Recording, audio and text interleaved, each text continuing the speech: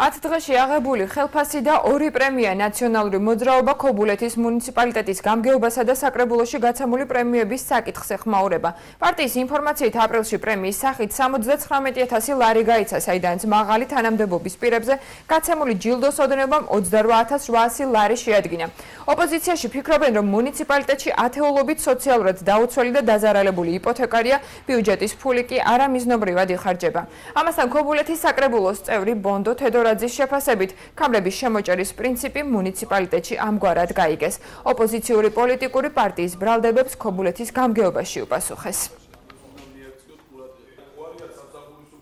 ქობულეთის მუნიციპალიტეტიც ერთ-ერთი მათგანია, ვინც გამოირჩევა ბიუჯეტის უაზრო და არამიზნობრივ ხარჯვაში. ხელმძღვანელობას ყოფნის ინდის და უკვე 7 დღის გასვლის შემდეგ პრემიის დარიცხვიდან ხელმეორე პრემიას ირიცხავს ისევ 100%-იანი ხელფასის ოდენობით, რომელიც სააღდგომო პრემია უწოდეს მათ და ჩვეულებრივად არ ითვალისწინებენ არც იმ მდგომარეობას, რომ ქობულეთში უამრავი გაჭირვებული ადამიანი ცხოვრობს, იპოთეკით დაზარალებულებს ვერ ეხმარებიან და ვერ ახორციელებენ სხვა მნიშვნელოვან პროექტს. თუ ავიღებ სტატისტიკას მუნიციპალიტეტებს შორის, ალბათ ქობულეთის მუნიციპალიტეტი ყოველთვის გამოირჩეოდა, რომ რაც შეიძლება შემჭდელებული და პრემიის მხრივ ძალიან შეზღუდულად ღებულობდა თანამშრომლებს, რაც შეეხება მარტისთვის პრემიას, რომელიც გაიცა და რომელიც შეირჩა დამსახურების მიხედვით, რაც გულისხმობს პრემია და პრემიის გაცემა. რაც შეეხება პრემიის მეორეს, რომელიც აპრილის თვეში გაიცა, ეს იყო სადღესასწაულო პრემია, ეს გაიცა